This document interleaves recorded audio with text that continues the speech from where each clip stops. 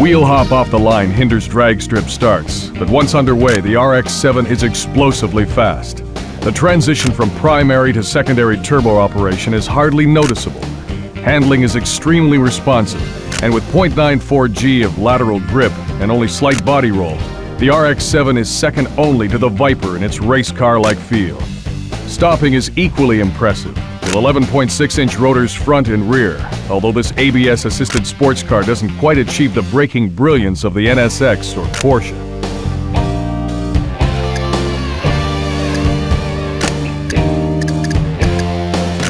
Lightweight, powerful, and shapely, the RX-7 is a driver's car that's also a treat for the eyes. The world's only Wankel-powered sports car boasts 255 horsepower and a curb weight of just 2,850 pounds, making it the lightest of the group. This power-to-weight ratio generates forceful acceleration and an extremely nimble handling feel. The RX-7's cockpit wraps tightly around 2 occupants, with room under the rear hatch for just a weekend's worth of luggage.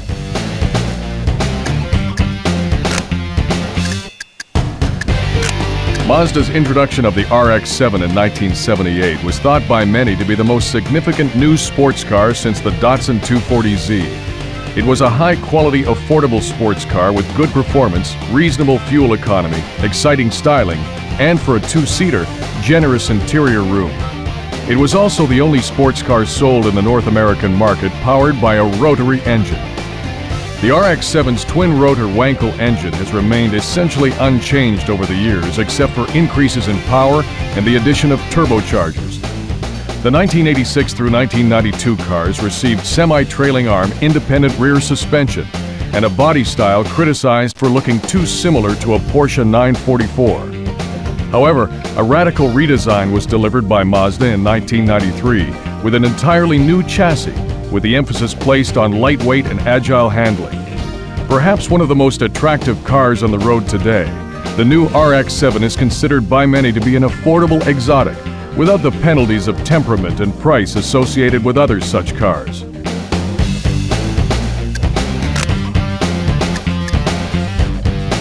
At the RX-7's heart is a 2-rotor, 255-horsepower Wankel engine, fortified by a twin turbocharger system that transitions from primary to secondary turbo at about 4,500 RPM. The RX-7's unit body is of steel, with an aluminum hood and minimized glass area for weight reduction. Further use of aluminum is found in the links of the RX-7's 4-wheel independent suspension to lower unsprung weight for improved handling.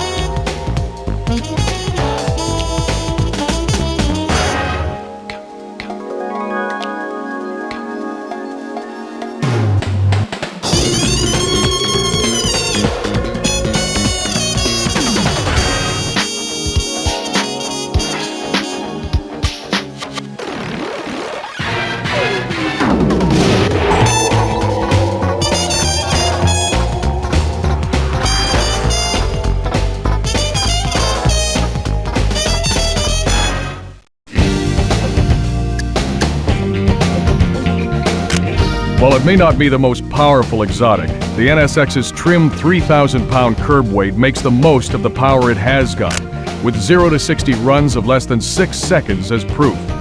Forgiving and predictable are words that come to mind, with the driver needing to do something really foolish to get this car to spin. The steering feedback is so immediate and precise, it almost feels as if you're holding a tie rod in each hand.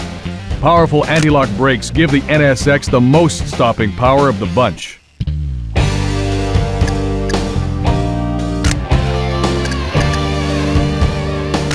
Honda shook the automotive world by its lapels in 1991 with the introduction of the NSX, a 168-mile-per-hour exotic with an all-aluminum unit body and a 270-horsepower mid-mounted V6.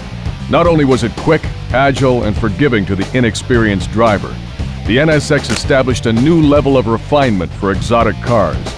It's easy to get in and out of, it's quiet at cruise, its trunk will hold 2 golf bags, and its outward vision is superb for a mid-engine car.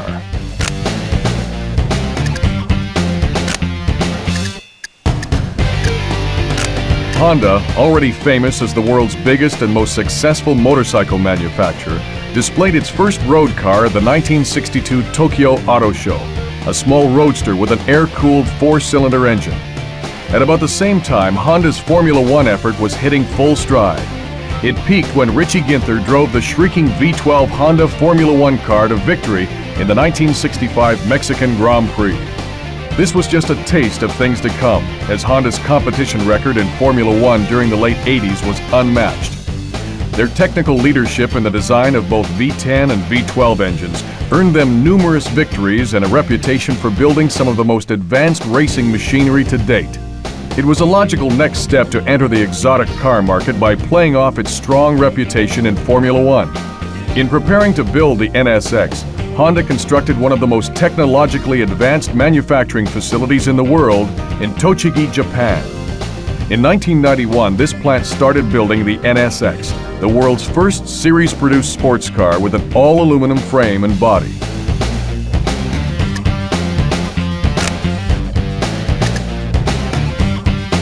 Honda ekes 270 horsepower out of its 4-cam 3-liter V6, using such pricey metals as aluminum and titanium, and its ingenious VTEC system, which employs 2 distinct camshaft lobe profiles to get both a smooth idle and excellent power at high RPM. The result allows this V6 to pull melodiously to 8,000 RPM, making smooth power without the vibration and commotion you'd associate with some cars in its class. With the exception of a steel crossbeam that supports the steering column, the NSX's structure is composed entirely of aluminum extrusions, stampings, and castings.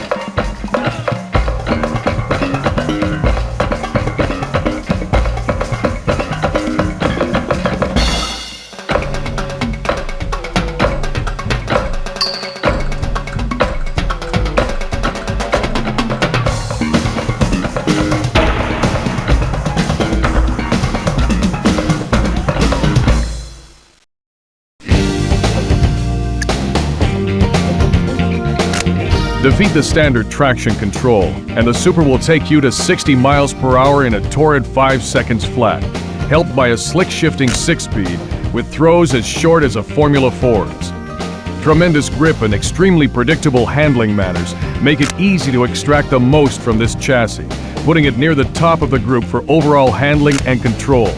But be careful when exiting tight corners. The tail can and will come out under power.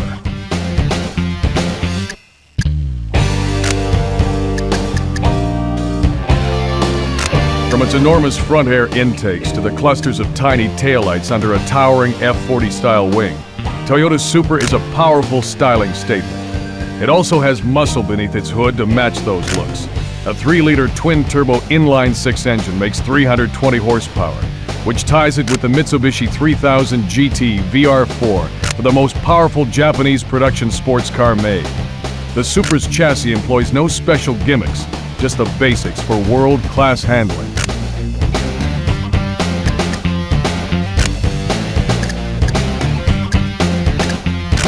The origin of the Supra dates back to 1971, when Toyota introduced the Celica as an economical 4-cylinder sports coupe. It was 8 years later that Toyota decided to create a new, more powerful version of the Celica, outfitted with a 2.6-liter inline-6 power plant derived from the Cressida's engine. The new model, called the Supra, enabled Toyota to better compete with other popular economy-minded sports cars such as the Mazda RX-7 and Nissan 280ZX. The Supra underwent rather conservative body style and mechanical changes through its next 2 generations. But in 1993, Toyota unveiled a radical redesign. The new Supra Turbo's performance capabilities put it at the top of the pack of Japanese production sports cars, and squarely in contention with Europe and America's best.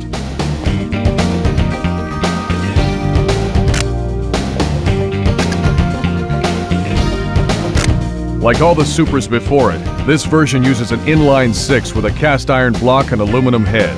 But twin camshafts, sequential twin turbos, and a jumbo-sized intercooler help bolster output to 320 horsepower. Despite weight-saving efforts such as hollow fiber carpeting, dished head bolts, and a glass sphere-filled rear wing, the Supra's no bantamweight. Our scales show a healthy 3,450 pounds.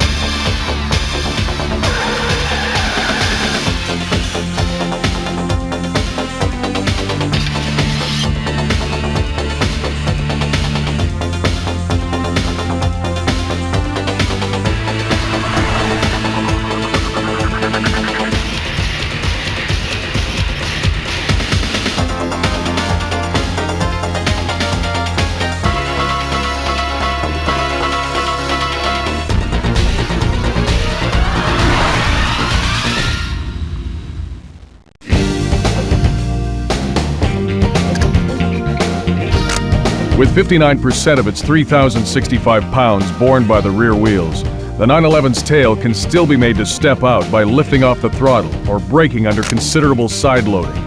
However, this tendency is much more benign with its improved rear suspension. Where this rear weight bias helps out tremendously is in the 911's fantastically powerful braking, effected through huge vented and cross-drilled rotors clamped by racing-bred ABS-assisted calipers. Overall, this car has a great feeling of precision and finesse.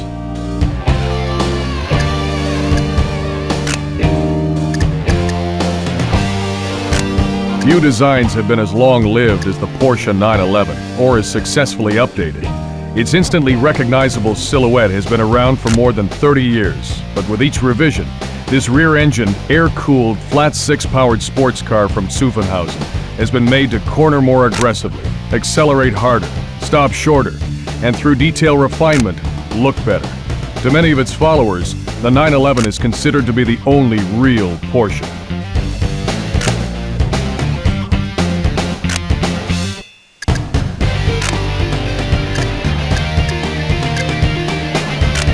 As Ferdinand Porsche was commissioned to design the Volkswagen Beetle well before World War II, it's not surprising that the original Porsche 911 showed aspects of its design, from its rear-mounted air-cooled engine to its torsion bar springs.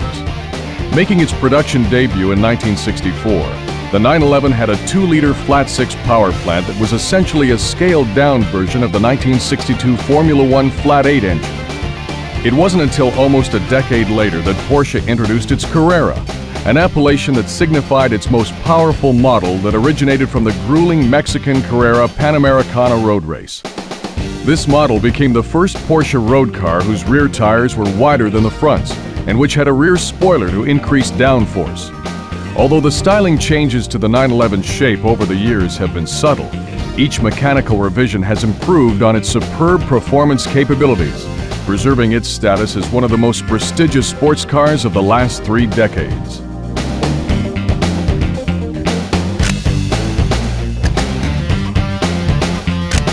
The 911's air-cooled flat-six engine has always been its most intriguing feature, with its belt-driven cooling fan and a crankcase to which bolts 6 individual cylinders and heads. To make the best use of its 270 horsepower, the engine is mated to a 6-speed transaxle, a Porsche production first. Also of note is the new aluminum multi-link rear suspension that replaces the less forgiving semi-trailing arms that the car has had since its inception.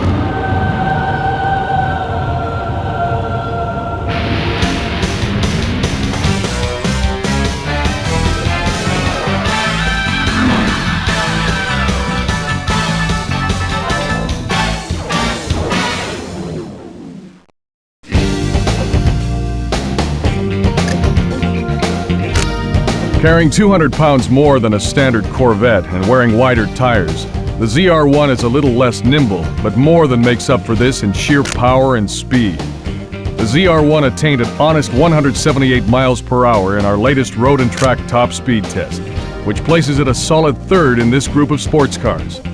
Drag strip launches are uneventful and easily repeatable, making it child's play to get 0 to 60 clockings in the 5-second range all day long.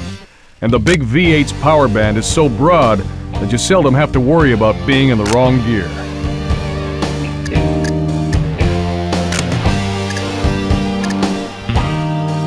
Long heralded as America's sports car, the ZR1 is the most powerful production Corvette ever made, foregoing the standard pushrod V8 for one with 4 cams, 32 valves, and 405 horsepower. The ZR1's LT5 engine is a multinational effort, with engineering assistance supplied by England's Lotus and assembly carried out by Mercury Marine in Stillwater, Oklahoma. Final assembly of the entire car is performed where Corvettes have long been built, in Bowling Green, Kentucky.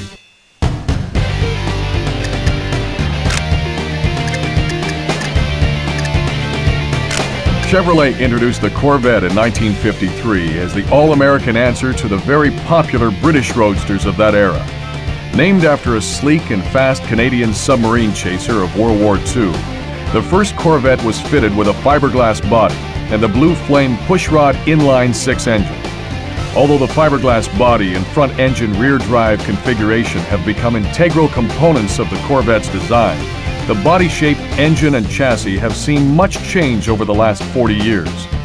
In 1990, Chevrolet launched the ZR1 project with a mandate to build a supercar that would compete with Ferrari, Porsche, and other European sports cars. Though the last of the 6,938 ZR1s rolled off the production line on April 28, 1995, the ZR1 remains one of the fastest and most powerful production cars in the world.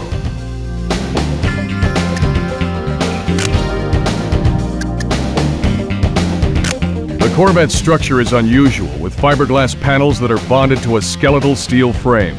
This structure exhibits some flex, which takes away from the feel of precision, but tires, brakes, and suspension geometry are all so good that this is more of a subjective demerit than anything else.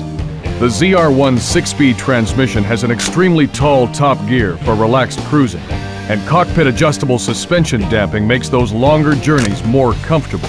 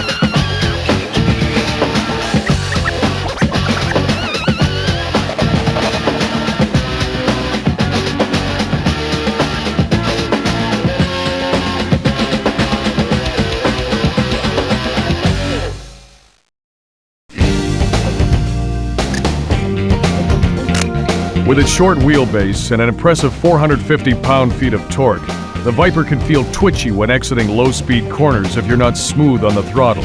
But its handling in general is fantastic and has the most direct race car-like feel of the bunch, with 0.96 G of lateral grip, just a touch of understeer in a steady-state condition, and virtually no body roll. With a 0 to 60 time of 4.8 seconds, the Viper's straight-line performance so overpowers the senses that its excellent handling can be overlooked.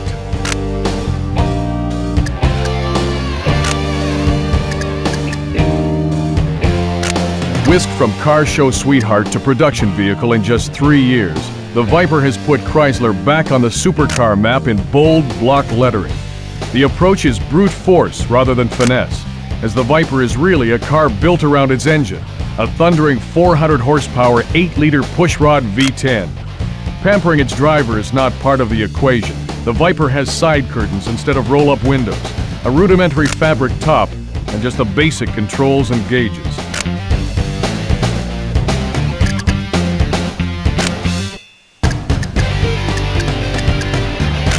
Although claimed by some to be Chrysler's first true two-seat sports car, the Viper is based on the history of sports car designs dating back over 40 years.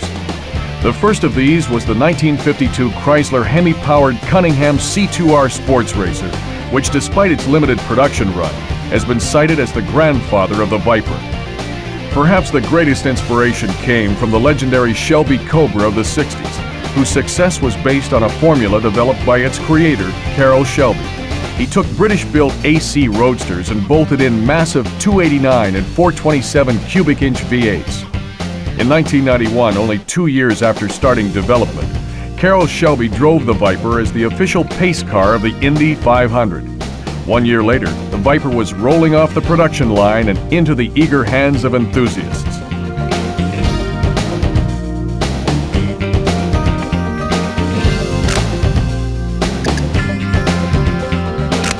By far the largest production car engine sold in the U.S. today, the Viper's 8-liter all-aluminum V10 shares the architecture of Chrysler's small block 360 cubic inch V8, but with 2 more cylinders grafted on. Its exhaust exits through side pipes incorporated into the rocker panels. The Viper's construction follows race car practice, with a square-section tubular steel frame, tubular double wishbone suspension with coil-over shocks and plastic bodywork.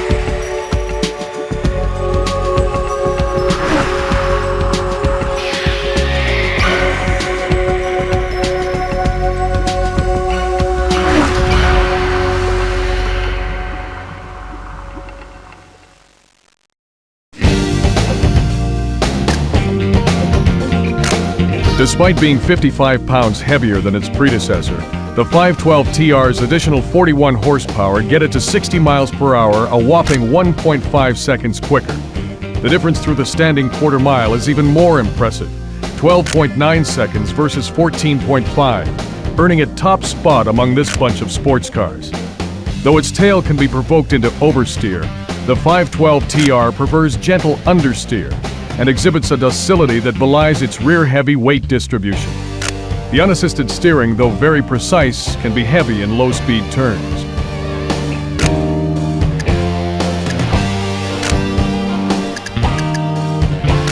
Italian style, beauty, speed, comfort, exclusivity. The Ferrari 512TR has it in droves. Able to play the roles of high-speed Grand Tourer or sports car equally well, this Ferrari is not at all nervous or high-strung. Its 421 horsepower flat 12 is the epitome of tractability. And one look at those huge body-side ducts lined with the strakes that have graced the Testarossa since 1984 make its mid-engine configuration readily apparent.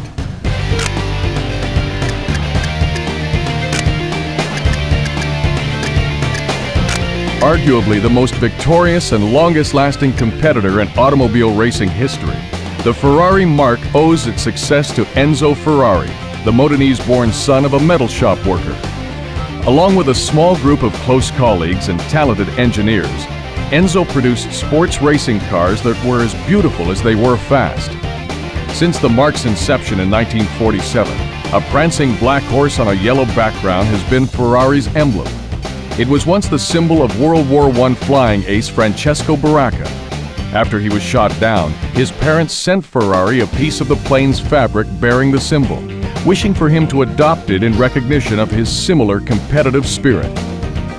The earliest predecessor of the 512TR can be traced as far back as 1957 to the first production 250 Testarossa.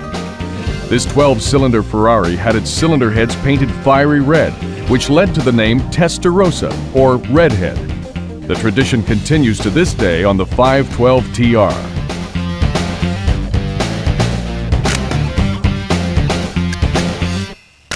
Besides making some of the most glorious mechanical noises on Earth, the 512 TR's all-aluminum flat 12 is a thing of beauty, with intake castings that could be displayed at the Louvre. Compared with the Testarossa it replaces, the 512 TR has 10% more power, larger 18-inch wheels and tires, a stiffer tubular frame, more precise steering, an improved braking system, and a redesigned interior.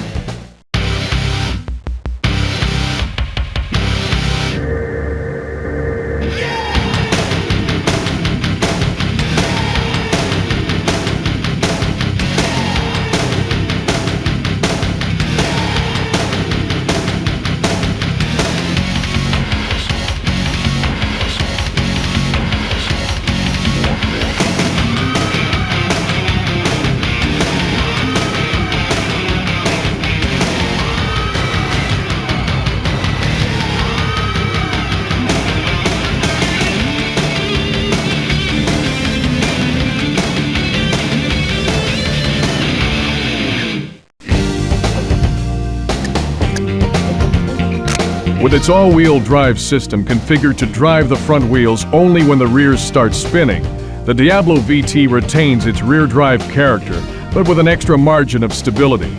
Although aggressive use of throttle can still bring the tail out, power oversteer is much milder than the standard Diablo, and power can be put down sooner. With the capability of accelerating to 60 miles per hour in less than 5 seconds and attaining the fastest top speed of the group at just over 200 miles per hour, the Diablo VT is a formidable presence on either road or track.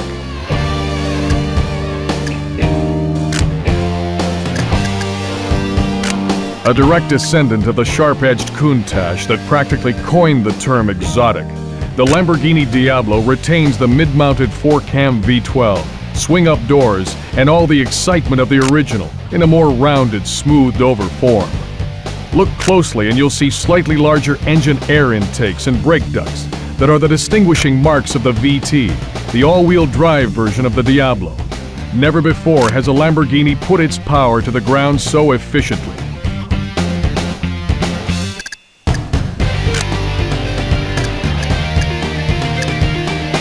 The roots of the Lamborghini Diablo go back to a small factory in Cento, Italy, where a mechanic-turned-industrialist started his career building tractors under the Lamborghini family name.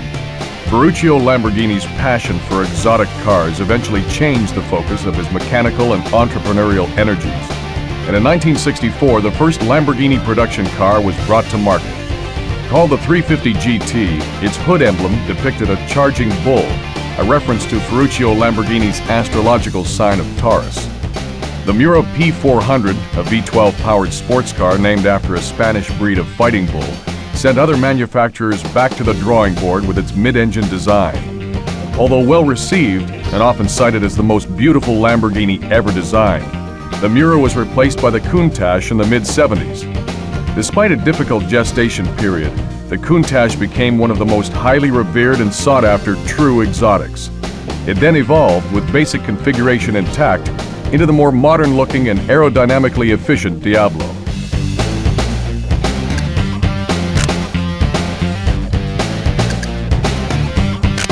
All-wheel drive that incorporates a mid-mounted viscous coupling helps put the VT's monstrous 492 horsepower to the ground. Chassis construction is similar to the Ferrari's with a tubular space frame, but aluminum alloy body panels are augmented by a steel roof and strategically placed panels of carbon fiber. Unlike the high-pitched scream of the 512 TR's engine, the Diablo's all-alloy 48-valve V12 resonates with a deep brassiness. Think of a dozen trombones.